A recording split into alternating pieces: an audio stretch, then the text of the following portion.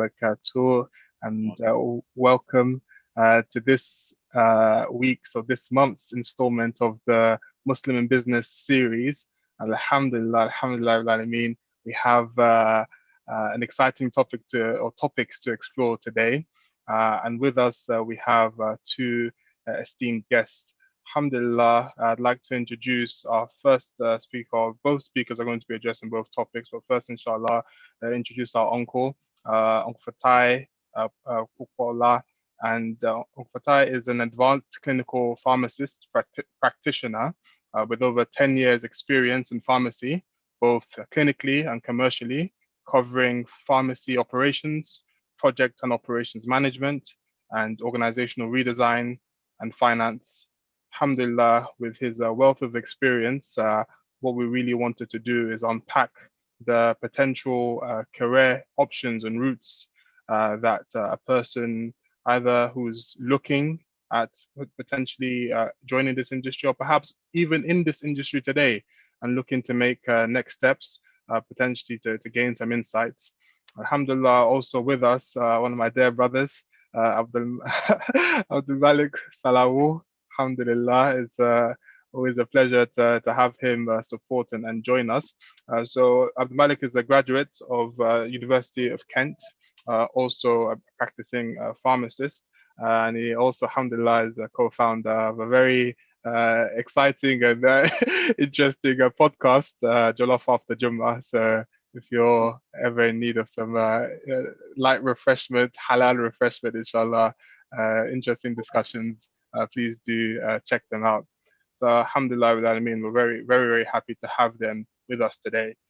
So the two topics that we have on our plate today are one, advice for pursuing a career in as a pharmacist, and two, inshallah, tips on becoming an entrepreneur within the field of pharmacy. Because alhamdulillah, one of the things that we really want to promote in through this series, Muslims in Business, is that one, in our day-to-day roles, there's always scope to act like an owner, to act with an entrepreneurial mindset. And there's always benefits to that, being able to understand how the work you do impacts the bottom line. But alhamdulillah, also in fields where, especially in the health sector, where perhaps the targets or the objectives or the outcomes that are being sought, on one hand, yes, there are financial outcomes, but on the other hand, there's perhaps more of a social quota or quotient that is being sought. Perhaps that manifests itself a bit differently. So what we really want to do is explore how we can also think as entrepreneurs within our various careers, regardless of whether it's public sector, private sector, or and also within the field of health. So alhamdulillah, we are very, very happy to have our esteemed guests with us. So inshallah, what I would like to begin with is perhaps just a quick 5 minutes introduction, who you are and how you entered the field of pharmacy. Not quite yet, perhaps your full journey, but at least from the beginning point of when you were thinking about potential careers and how you landed upon pharmacy. So inshallah, we'll start off with Uncle Fatai. Assalamu alaikum wa rahmatullahi wa barakatuh. Thank you very much for giving me this opportunity to share my experience and knowledge to be able to promote pharmacy and for entrepreneurship. In terms of getting into pharmacy, when I was quite young, 16, 17, trying to work out what I want to do in life. I'm sure like many 16, 17-year-olds, 18-year-olds, they're still not sure of what they want to do. So who do we look up to? Well, Allah is the number one, but then parents also try and push you to the right things to do in life because they want the best for you. Mm-hmm. So alhamdulillah, my dad had the inspiration to want to read pharmacy, but unfortunately he didn't have the opportunity. So at that age, I was very good at maths back then. All my mind was I wanted to do something related to mathematics and So that would be the lines of engineering and stuff. And there was a day he came and he just told me, you know what do you want to do? And I told him, well, this because I know so much, I know maths so much. I wanted to do something in that line. And at that time, there was no much career prospect in terms of, I know obviously most people will say, I want to be an engineer, but what specific field? You know, it's not like now where you can get everything on YouTube, you can watch and have more knowledge about what the profession is all about. So at the time, he just told me, you know what, why don't you do pharmacy? I mean, I wanted to do it. And the key thing he told me then, which I stuck onto, was you'll be able to become an owner and you wouldn't have to depend on other people for a job. And I held on to that age 16, 17 till date. So alhamdulillah, I started working towards becoming a pharmacist at O levels, and then I did the YEC, the JAM, and I got into University of Lagos to study pharmacy. And after that, then I had to come to the UK, and then I did the conversion course, and I'm today still a pharmacist. Alhamdulillah, I mean, Barakallahu Feek for that background. And before I switch over to Abdul Malik, I wanted to pick up on something you mentioned there, and that's the taking on board the nasiha from your parents, even at Yeah, that age when you're transitioning to be able to make your own decision, etc. But you still lending your ear to the advice of your parents. So I guess for the for the younger people in the audience. An opportunity and a reminder essentially is just perhaps what words of advice would you give to them if, for instance, they're currently in a bit of a tussle between their parents who perhaps are pushing them towards a more traditional career path and they may have other passions and desires. What sort of putting yourself in the shoes of this individual, what sort of advice do you have for them in handling and being patient with one's parents? okay. There's a difference between having a passion and what's reality and what's real life. So if your passion, if you feel your passion is workable and it's practical, for instance, being young, you might want to be a footballer, for instance. Yeah, but after that, what's going to happen? So it's all about trying to balance the two. So I think your parents should take into consideration what you're good at and then kind of nudge you in that direction, I would say. Barakallahu feek, uncle. So Abdul Malik, same question for you then. A quick background as to your path to pharmacy and things that you considered, other careers perhaps that you flirted with before landing on pharmacy. Firstly, Assalamu alaikum warahmatullahi wabarakatuh, people. Once again, Jazakallah here to Tawfiq for the wonderful introduction. My journey is probably a bit more convoluted than Uncle's one because, to be fair, my first dream, like you mentioned, probably would have been the footballer dream. But I think I've always been the pragmatic type. I think growing up, based on heavy influence from my parents, it was always going to be, the kind of science, healthcare type route. And I think, and adding on to that, the fact that, maths and science were my strongest subjects, along with history, actually, funnily enough, which I'll mention a bit later. It was always going to be that kind of realm, along with the fact that my sister is also a dentist. And I was kind of often in my life, I've kind of just emulated her, because that's a theme from my childhood that I tended to just copy her. So going into sixth form college, that was actually my plan originally, to become a dentist. And then after the first year of school, and then whatever happens, you do your exams, and then it comes to the time when you have to actually apply for things, and you're thinking, with these grades I have, what can I do?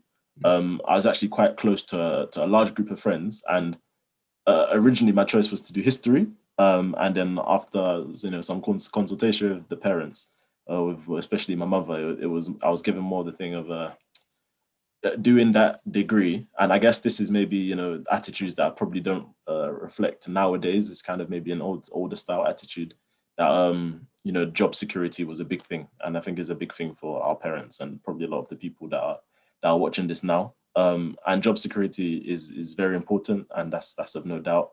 But in this day and age, there's so much possibilities, and I'm sure we've seen that through this series that that you don't have to trap your mind in that. But anyway, going back, me being the pragmatic type, I saw a career in pharmacy as something that was achievable and something that I'd enjoy, and like Uncle said, something that you'd always have a job, you can go anywhere, and the fact that is dynamic. There's so many different fields, and there's a lot of Baraka. There's a lot of good in being in that profession where you're helping somebody and being a key member of your community. So I picked that course, and alhamdulillah I was able to get into the top university. The one I didn't think I would get, but alhamdulillah, for some reason the grades I had, they accepted me, and I managed to achieve the grades that I needed by the end, and there I was in Kent, and the rest, as they say, is history. Alhamdulillah. Alhamdulillah, alhamdulillah. And you touched on something important there, in that, and it's very good advice, and perhaps something I probably should have heeded more, in that there is a lot of benefit to doing a would I say vocational or very kind of practical specific degree, as opposed to a generalist degree, perhaps in the humanities, where there isn't, like, when you leave, for instance, I studied philosophy, logic, and scientific method. If you ask me what I am, I'm not telling you I'm a philosopher. that's not what I am. Whereas the person who studies medicine, quite clearly, I'm a doctor. Someone who studied engineering, quite clearly, I'm an engineer, etc.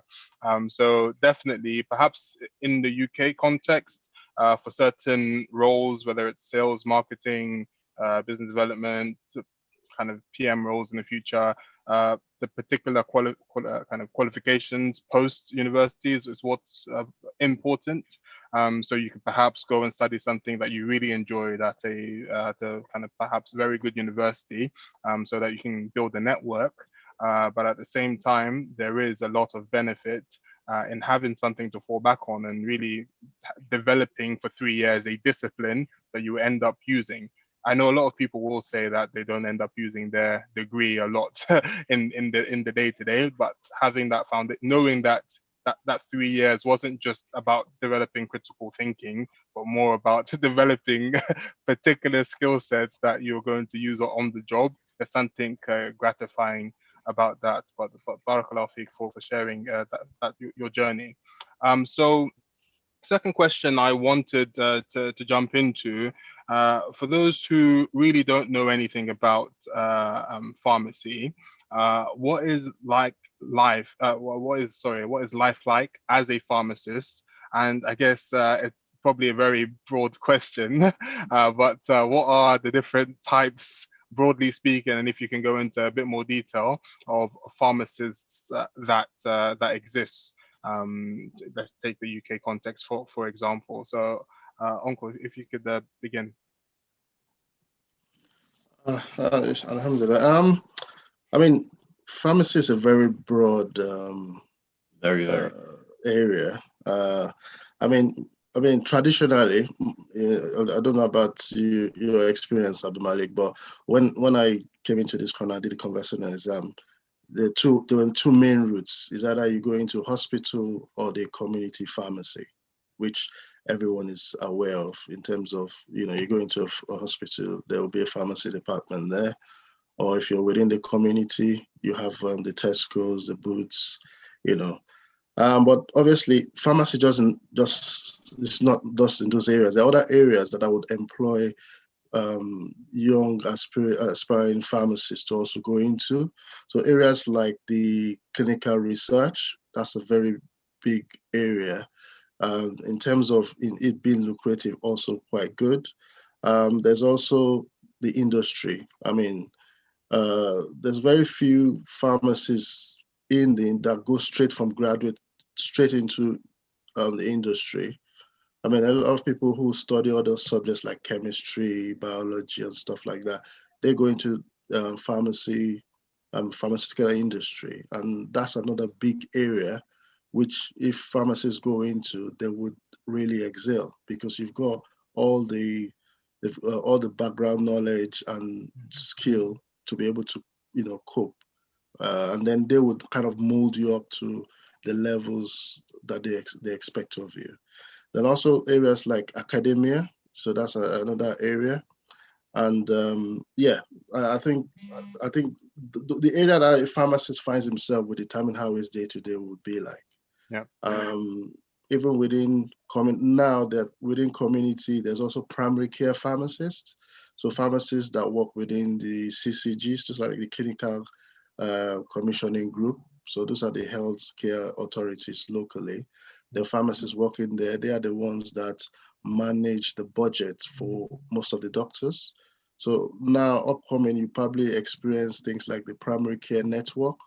The role of pharmacists within the network is very vital in helping them achieve most of the objectives set up by the NHS England. So, and even within NHS England, pharmacists also are there in terms of management, because this is an area that I believe we as healthcare professionals, we need to develop ourselves in terms of management skill, because as far as I know, and while I'm quite keen being an entrepreneur, a lot of the management comes from people who haven't got a clue about healthcare or about pharmacy, and they are the ones dictating to us how we should be running our healthcare system. So I would employ younger generations to look into these other areas that I've mentioned. No. I don't know if there are other areas, Malik, you wanted to point out that I've missed. Even it's funny when I think the word vast is going to be the one that keeps is going to be the keyword that keeps cropping up, because even within the hospital, there I can think of at least 10 different roles within the hospital. You have some people that are just what you call a clinical pharmacist. Those people are focused most of the day, on the ward. Within that, you have managerial roles, you have research, you have procurement, distribution, you have just literally in the list goes on and on. You have medication safety. There's so many different things that information, medicine information, and this, also qualified persons. I don't know if you know aware of qualified person. So that's someone that signs off drugs that everyone is using. So those are other areas that people could look into, which is very lucrative if you're quite pushed for money, really. So what are the paths to becoming a pharmacist in that case? Because it sounds like there's a little bit for everyone, depending on what sort of learner you are, what your style is, that you could find the right fit for you. So for somebody who was perhaps considering a career in pharmacy in the UK, for instance, what would, and also actually, Uncle, I'm interested in your path as well. So maybe I'll start with Abdul Malik and then get your view as well. What is the path to becoming a pharmacist? Once you graduate, what's after, and what comes next after that? So once you graduate, to be fair, I would say it's quite simple, and within pharmacy, I think what's some people say is good, some people say is bad, and is that what they do is they make that the first from when you're in uni, you do your 4 years of uni, you get your masters, and then your year, training before you qualify. That year is essentially almost the same for everybody. So once you finish your degree, you do something which is called a pre-reg or pre-registration year, where you apply almost similar to how like a doctor would apply for his foundation 1 training year. You do the same process. You do an assessment, an exam, some interviews, and you place. And most of the time, the 2 key areas you'll be in is within the kind of community pharmacy, which Uncle mentioned. So your kind of traditional Boots, super drug style chemist, or you'll be in the hospital doing all the learning about the various different things that you do in the hospital. But everybody will do the same exam at the end of it. And after that year, you do your qualification exam, and it's quite a high pass mark, 70%, which I think they will even want to increase to 80%. And once you've got that, you're qualified. So to be fair, it is quite straightforward. It's not a very convoluted path to becoming a qualified pharmacist. And most of your decisions come after that.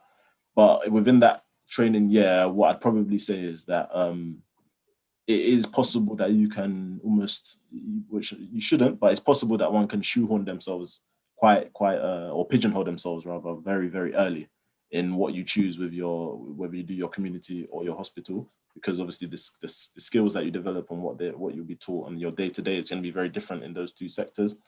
But that's probably the big choice that you're going to make early on. But once you've selected that path, you all do eventually come. You will eventually come to the same point in that exam, and you sit your exam, which should all give you the same. Which should mean that you have the same. You all have a minimum level of competence. Baseline. Yeah. Mm. And that's essentially it. To be fair, it's quite a straightforward path. You can almost call it 5 years of education. It's just 1 year of that education is in the field rather than in the classroom. Yeah. And is it easier to transition, for instance, from having gone down the hospital route to then going to community, or would you say actually both are equally as difficult to make the switch? I'm hospital based, but I dabble in. I will make sure I keep my skills up in community and do a bit of primary care with Uncle, as we might mention later. And generally, it is once people are in community, if they want to do hospital, it's harder to make the transition. It's becoming easier now. But from hospital, generally, you can make the transition. And a lot of the reason is because of the fact that within your training, it's very easy to get that community experience, work experience when you're in school. You can pop in, hand in your CV, be on the counter. Whereas in the hospital, just getting into that hospital environment is just more difficult to just at a lower level to just get into the hospital. So it often means that people often have that some kind of experience within the community, which means that they can go back to the community. I find it, relatively easy as long as I've worked out the computer system to go and do a shift or something like that in the community. And I think it's good to keep up your skills. Whereas to do the other way it can be sometimes it can even be almost impossible for some people. But yeah. And Uncle, what your path to pharmacy? You mentioned you started in Nigeria. Perhaps just provide some more color to that, and also perhaps also let us know what type of pharmacist you are today. And it might be a good opportunity to transition also into your entrepreneurial endeavors in this field as well. So perhaps take us through the journey. Okay. I moved to the UK back to 2001. That's just after I finished my university education and I served. And then I just at the time I just wanted to find something to be able to start as a young man. Back then in. Okay, so I think we're struggling with your connection. So maybe I'm going to stop your video, but continue to leave your voice on. So if you continue to try, yeah, that should work. Okay, can you hear me well? Can you hear me well? Yes, we can. Okay. So back in the days then, my mind was just to come here and maybe do some holiday jobs and go back to Nigeria. But at the time I came in, I was told then that there was no pharmacy graduate that year, and there was an opportunity for pharmacists coming from abroad to transition into the UK. And then they made the transition process quite easy. So we had to do like a conversion exam at Sutherland back then. And then after the exam, if you passed, then you became qualified as a pharmacist to work in the UK. But obviously, they still expected that after the exam, we do some training, which is the pre-reg training, which Abdul Malik mentioned earlier. So I did my pre-reg training with an independent pharmacist. So while with him, I learned quite a lot. So it was not just learning about pharmacy, but this is one of the advantages of working with an independent person. If you've got a good tutor, then he gives you, he teaches you everything he knows basically, which it also includes the business aspect of what you're doing. So I think most clinicians are always focused on the clinical bits, but obviously for us to be able to provide clinical services, there is a business element behind it. So trying to understand the business, understanding the funding process, understanding how you can make money for the business you're you're working with. So this is not just within the community pharmacy, but also in primary care, for instance. You have to understand the payment structure, this, and how you can make a big difference while you're working there. So so then after the period year, I decided to work with Tesco. Tesco at the time they were open quite a number of pharmacies. So I was opportune to work with the one in Kennington. So that's why I learned a lot of the things I've learned clinically. I mean, because I would advise anyone that wants to go into entrepreneurship to understand the business properly, and it'll be good to learn from, someone who knows more than you. So for myself at the time, working with Tesco was very good because they trained us very well to be good pharmacists. And also, by the time I became a pharmacy manager, they also trained us to become good managers. So we were going for vocational courses, things to improve how to manage people, deal with people, and stuff like that. So that's where I learned a lot of I had my background, I would say managerial skill um, within the UK. And in terms of getting into business, after I worked for Tesco for over 6 years. And if you're Nigerian, I don't know how. I'm sure most of the audience are Nigerians. Coming from Nigeria, you're hungry. You're hungry for success. You kind of want more, and it's not just more in terms of money, but in terms of it's not just more in terms of money, but in terms of aspiring for something better. Because if you do the same role after 2-3 years, you get bored. You want something interesting to kind of make you have that professional satisfaction that, yeah, I'm making a difference in what I'm doing.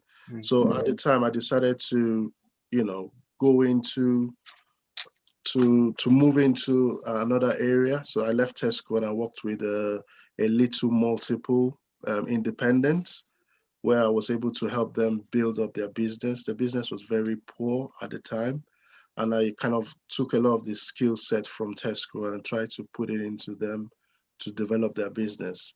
But at the same time, I decided to do an MBA because I've always wanted to do that.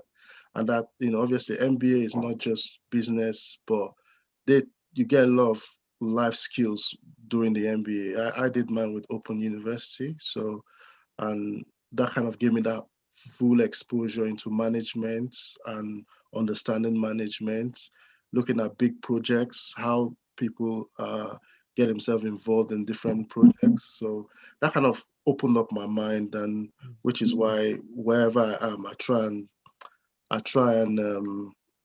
put in my best, in terms of looking for opportunities, whatever situation I'm looking at it. How does this work? How can I improve the process? More opportunities. So, in a nutshell, that's kind of how I got into business. Thank you. Thank you very much for that. Very insightful. And I'm sure a lot of people will be interested in your decision to pursue an MBA and what that was like, and perhaps regardless of what career they find themselves in, want to take that next step in leadership and actually the theory of a firm. You have the owners, you have the managers, and you have the workers. So Yeah, moving from the working or working class to the manager class, is definitely something that will be of interest to a lot of people on the call. Alhamdulillah.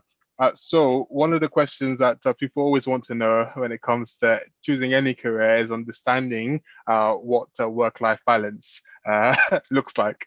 So this is from the perspective of you've got some industries where it's a standard 9 to 5, or industries where even though it's long hours, it's 7 to 7, and you can plan around that, and you have your weekends, etc.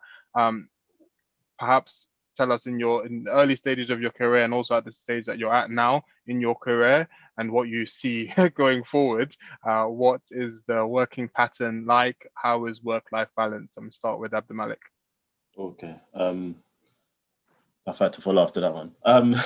So I think for somebody working in within a lot of the fields that you're going to be working in, there's going to be that the way the hospitals tend to work is that is normally those who are the newest to their roles that are doing a lot of the work, and in pharmacy and hospital it's no different. So my first kind of 2 years, I'd say, were, I would say, very heavy in terms of working generally 6 days a week most weeks, and often a couple of we call it on calls, but essentially night shifts within that, and that's kind of like your training year. And it's heavy, and the work-life balance is not the best, but alhamdulillah, it's very rewarding.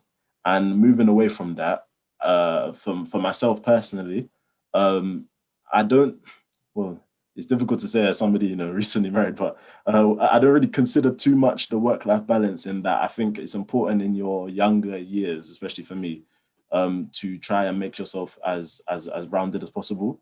So for me, I've made a conscious decision that I want to make myself as rounded as possible within the early stages of my career, which means that on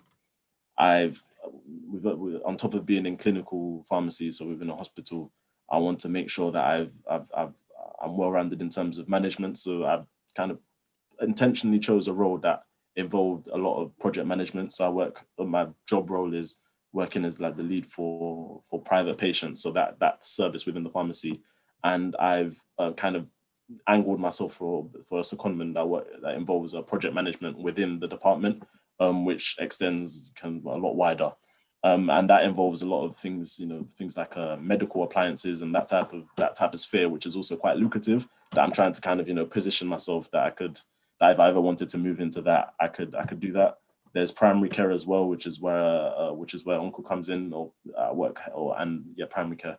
Working a lot with him, which means that on top of my 9 to 5, as it were, there's a lot of kind of overtime and additional work that goes in doing that. But I think it's important because it allows you to, I think with any career, it's important to be a well-rounded person. And in terms of getting that foundation, a lot of the time it is going to take a lot of time, but I think that's not something to kind of run away from. It's something to embrace. So if you think about, if you say scale it back to the 9 to 5, I'd say my job would be, typical hours, 9 to 6, Monday to Friday, with some weekend commitments. So not too heavy, but to settle at that, I don't think you'd be doing yourself the best favor, especially in your younger years when you have the energy. I think it's important to widen your net and to do as many things as you can. Even on top of that, I think somebody mentioned the industry. We don't really have much of a strong pharmaceutical industry representation between me and Uncle, but I have some friends that are very much in the field, and there's qualified speakers is a big thing that's going on now, where they get somebody who's a doctor or a pharmacist to speak about their drug and represent it to other people, and then you can that's not just an entrepreneurial kind of similar to the entrepreneurial type of aspects you can add to the job. And that's something something I have been getting myself involved in, just different things like that. So it's a time commitment, yes, but it's an investment in your future. And I think the aim is that, you work hard now, but the aim is that, when you're 50, 60, your feet are up and the work is done. I think so. It may seem like it's heavy and hectic as a schedule, but inshallah, it's all just, paving the way for a brighter future. So, yeah. No, absolutely. And I think the takeaway I'm hearing from that is that in your younger years of your career, you want to build a wide enough base that allows you to basically climb and not get stuck, because perhaps there's going to be a requirement at some stage for a job or a prospect that you're interested in, where they say actually you don't have the relevant experience for it. And rather than at that stage making parallel moves, you want to kind of continue the accelerated progression at your early stage of your career. Perhaps this is the time to make those horizontal moves in order to fill, I guess, gaps in your core competencies, so you're able to build upon that. So yeah, amazing. It's about being creative as well, because not everything experience doesn't mean you have to work 9 to 5 in that job for 5 years or for 1 year. That's not how you gain experience. You gain experience. You have to be clever and tactical and make the most of your time. And you should All right, perfect. So we heard a little bit already, and for those in the audience, please do post your questions in the chat box. I'll ask the admins to open that up. I have received one question, so I will be intertwining that with my follow-up questions. But we've heard a little bit about this work you're doing with in primary care, Uncle. So could you perhaps go into a bit more detail as to, I guess, the nature of how you managed to make that transition to being more in a managerial, entrepreneurial kind of space within pharmacy, and yeah, tell us a little bit more about that, and perhaps also what what Malik is doing with you in that space. Okay. Like I said, I've always had the mindset of, what's next around the corner. So I think back in 2004, 2015, I began to get fed up of community pharmacy because, yes, the pharmacy I was working for there, like I said, I built their business up. So I got to once you achieve one of your main objectives after years, you kind of want to decide, you want to decide what's next. Hello, can you hear me? Yep, I can hear you. Okay. Yeah, sorry, I just want to make sure. Yeah, so the next stage at the time was what's next. And then that's when I got a call. I spoke to a friend who was quite connected, and I told him, I'm kind of getting bored. I think one of the key areas to look at now is working with doctors. For some reason, I don't know why, but that was the time few doctors started looking for pharmacists to work with them. And then we decided, and then the guy said he's got some surgeries in Middlesex, which, there's some projects there where we can do with the surgeries. And when we went in there, I mean, at the time, I didn't have any knowledge about how GP practice is, the system, how things work within a surgery. So I had to learn very quickly. Obviously, with a lot of background from community pharmacy, it was quite easy for us to kind of maybe do consultation with patients and all. But it's just identifying where the business is for the surgery. And this is why I said, as a professional, you need to, be open-minded, understand the process. So I had to learn a lot about their cost system, how the surgeries are paid.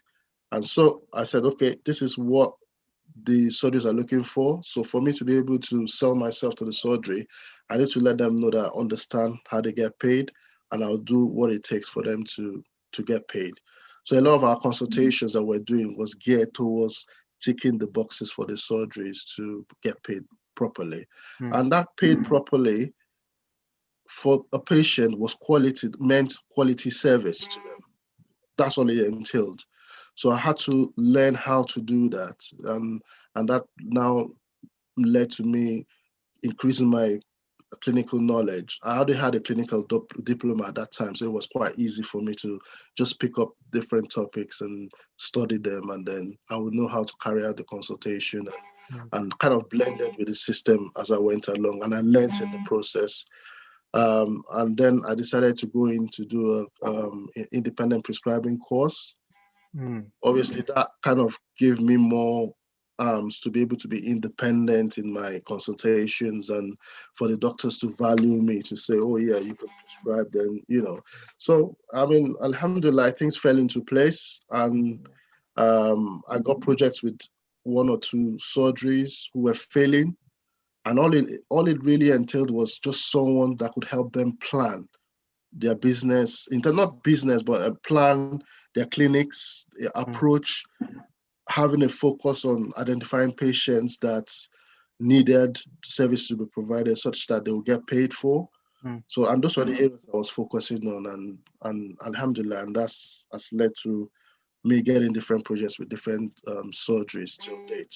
And alhamdulillah, I was able to draft in Abdul Malik to help out, gave him some of the nuggets he needed to know to be able to do the job. And to be honest, if you're a pharmacist, you do good clinically, you could fit in working with different practices.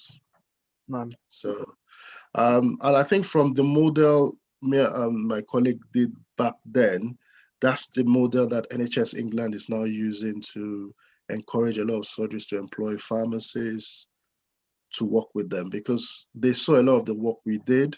We could capture data of our impact working with the GP practices and justify the business cases of a GP employing us to do certain projects.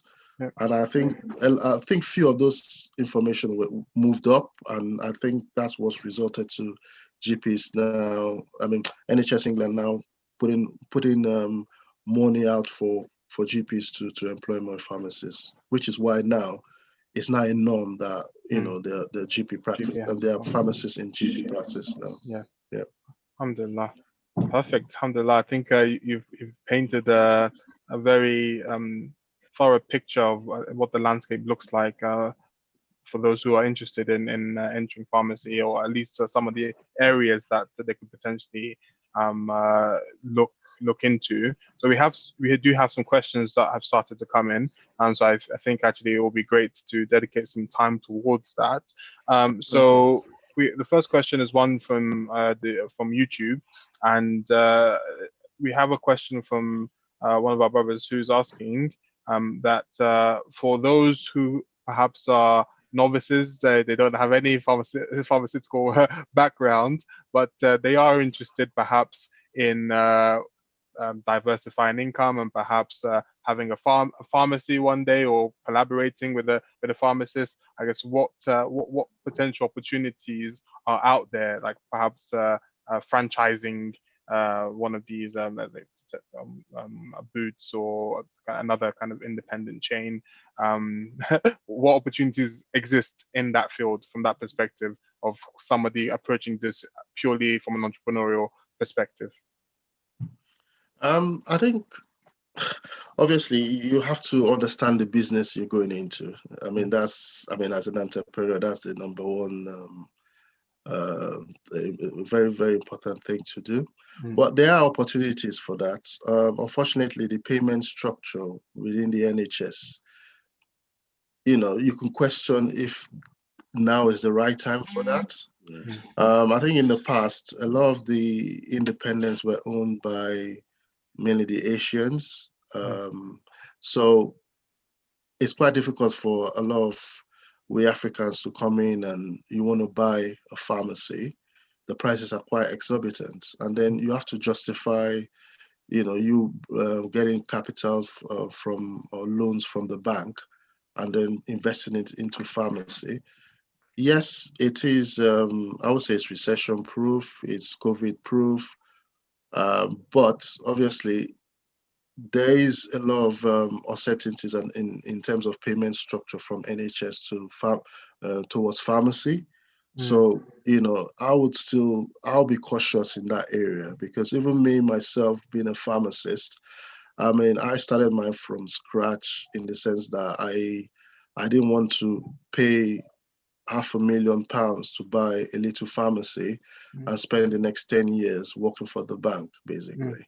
So, I had to kind of looking at the available opportunity in terms of opening a pharmacy. It's not easy to open one. So there were some loopholes at the time which I exploited to open one. In terms of the business at the moment, being able to stand on its own feet, I'm not 100% sure on that, but it would improve, because I know the way pharmacies, the brick and mortar pharmacies are closed. You would notice a lot of brick and mortar pharmacies closing down, and it's just because of the uncertainty on the way NHS is paying pharmacists at the moment. But I know that wouldn't be long term, so we just have to kind of weather the storm, and afterwards, I'm sure things would improve, because the role pharmacy plays in the primary care is very important. And with time, we are having a lot of pharmacists working in GP practices, but my personal ambition is to actually bring that back into community pharmacy and trying to see how payments could be made to community pharmacists for providing those additional service. So, things would improve with time, but it's just, at the moment for an entrepreneur coming in, yes, if you have a good pharmacy colleague you can work with, Yeah, be good, but just be prepared that it's going to take time for you to reap your rewards. Inshallah. Yeah, as always. All right, and then we have two questions from one of our sisters, and it's definitely a question that needs addressing, and perhaps in the future we'll get some people, some women who are actually in the field to provide some of their experience. But the question is, what are the prospects for our sisters in hijab with balancing home responsibilities with, I guess, life as a pharmacist? And what areas would you advise our sisters to focus on after qualification that will enable them to play their role as a wife and mother? And that's, I guess, a bit less stressful. So, which of the, if this is the objective, really, to be to ensure that you have that perhaps additional balance that perhaps in your case that you described, that Malik, that you perhaps are not, you're making a conscious choice today. If the conscious choice is actually, no, I want to be able to spend more time at home with the kids and the family, what area perhaps is right? And there probably isn't one answer, but from your experience, what would that be? So I think another thing about pharmacy as well, I guess, it's extremely, extremely flexible, to the point where I know many people who earn very, very good salaries who have never been tied down to any job in their life at all, and they're essentially based on working what we call locum, so essentially just contracting one day at a time, to whatever fits their need. So I think that is one avenue you can definitely go down. And in terms of kind of, you're worried about free mixing, not working with too many people, and in that sense, even, for example, a lot of the work I do with Uncle, for example, which is work that can be done in other ways and with other people and in other services, is done sitting in the same desk I'm sitting in here, in the same computer that I'm using or this is literally the same computer that I'm using to do this. So you can do it from your home, and it's whenever you like, you sign in whenever you like. There's a growing sector, which is the online pharmacies, which is probably the fastest growing sector in pharmacy, and that's essentially working in almost kind of like units, if you will, where you're there because of the fact that you're a pharmacist, but you're working maybe within a very, very small team, and often with the team that you choose. So in terms of working, within very small groups, is very easy to find your way, to find yourself a job which aligns itself to that. And as well as working in the hospital, I think in terms of being kind to things like maternity leave, and that's without affecting your career position and your job protection, all that type of stuff, working in the hospital is probably the best thing for that. So I think, to be fair, if you are a sister, if you're a woman and you want to have a quite secure job that allows you to practice your responsibilities and roles as a wife and as a mother, then I think the pharmacy definitely lends itself to that. You can very much go for the calmer life, or you can very much go for the more relentless kind of style of working, the way, I guess, Uncle and myself have kind of tried to go down. So yeah. Perfect. And anything to add, Uncle? I think the more experience, I think what Abdul Malik mentioned earlier is quite important. When you're young and free, try and learn as much as you can, because as you get older, because you get married, you have other commitments, then you can now focus on the different, you have opportunities to decide which area you want to focus on. So there is a lot of work remotely, especially with COVID situation now. Things are not going to change overnight. So there is a lot of work we do remotely. Most of our consultations we do are all remote working. But obviously that came about because we've learned the skill and we've got the experience of working face to face. So now we can do consultations over the phone easily. And there are certain roles within primary care which may be working with the CCG or other areas where most of this work is done from home, and you can always equally have a balanced life if that's what you choose. Usually it's 9 to 5 if you're working with a clinical, like a PCN or clinical CCG role. Within the GP practice, also same thing. So it depends on what you really choose at the end of the day. Yeah. And there's lots of stress you can find stress anywhere. So I think I don't think there's many things that you can bank on not being stressed. So it's difficult to really answer that bit of the question, but it's stress you can find anywhere. Barakallahu feek. So in the last remaining minutes that we have, I guess one thing that I'm big on is always being able to talk about the power of networking and the power of mentorship. So perhaps advice for those who are trying to perhaps build experience or profile internally, externally within the field of pharmacy, how to go about that. Those looking to, I guess, find and perhaps thinking about looking, kind of exploring getting a mentor. What has been your experience of mentorship, whether actually being a mentor, being a mentee, and and perhaps just to talk a little bit about that and the benefits and any parting words you have. So let's start off with Abdul Malik. Okay, so for me, I think growing up, or in terms of that time in university, when you're going into a certain field, I think it's very important to align yourself with as many people who are where you want to be or on the way to be and where you want to be, but just a bit further along that step. So I think that's something I definitely tried to do. And like Uncle said, I think within pharmacy, the easiest way to do that, and probably the best way to do that, is to go and find yourself somebody working independently. So somebody working within like an independent pharmacy, or just independently within their own right, and just learning from them, which is essentially is vitally important.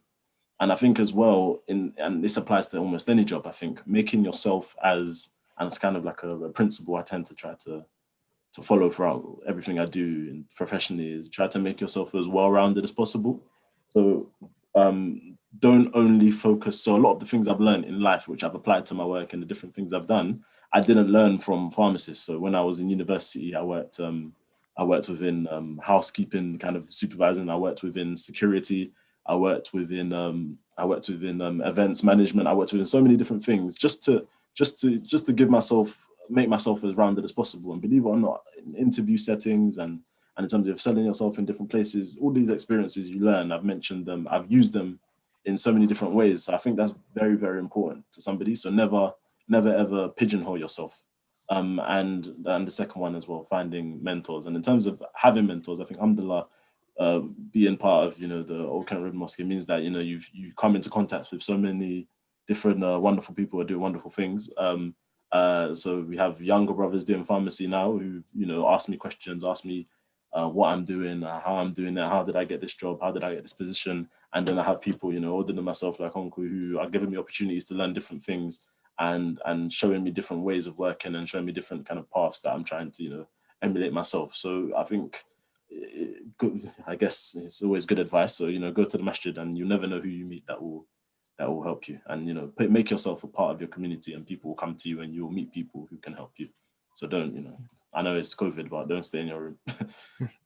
Mashallah.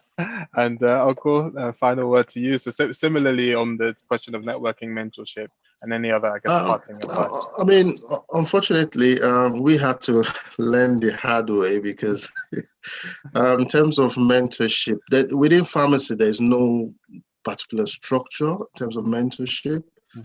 But obviously, if you do your peerage is like the training to become a pharmacist. Most likely, your mentor might, if you have a good one, you probably choose him as your mentor because he's the one that's taught you how to stand on your own feet, becoming a professional. So when you get stuck outside, he's the one you tend to call. So if you got a good mentor, he'll be the one if you're down in, even in personal life, you tend to ask them for, because they're much older than you. They've been through what you've been through.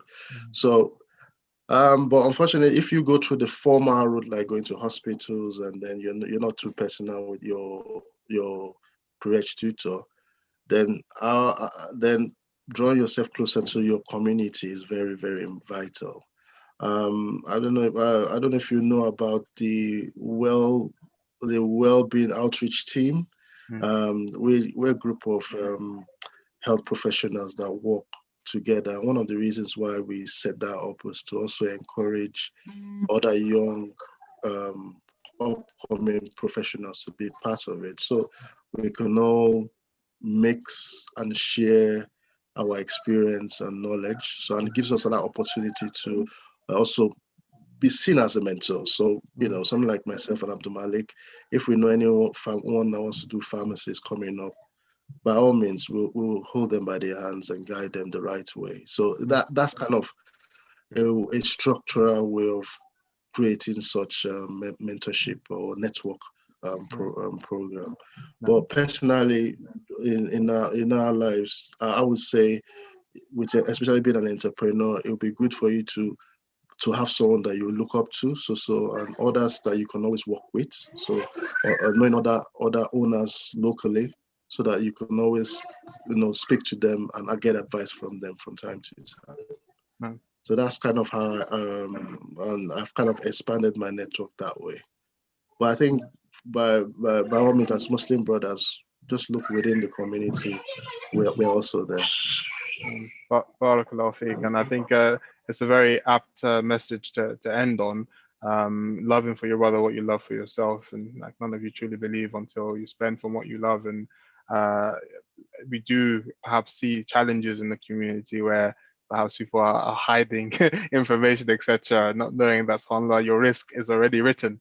So actually, what is meant for that person is not going to miss them, and what was no matter how they try, if it wasn't written for them, it's never going to get to them.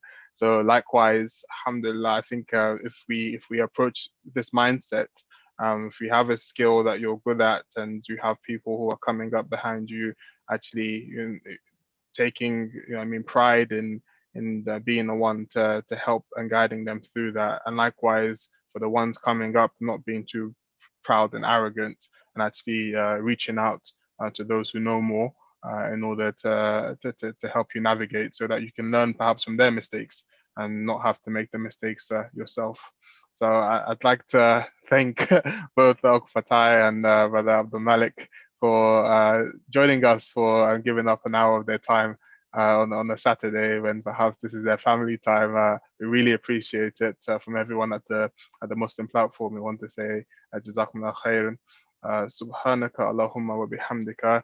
Ashhadu an la ilaha illa anta wa astaghfiruka wa atubu ilaik. Barakallahu feek for tuning in this week. Inshallah, we'll be back again next week with our other programs in the Muslim platform, but specifically with the Muslims in Business series. We'll be back next month.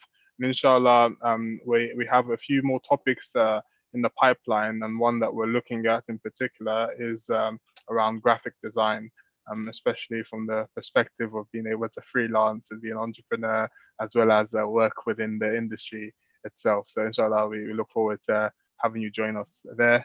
Barakallahu feek once again, and may Allah accept it from you both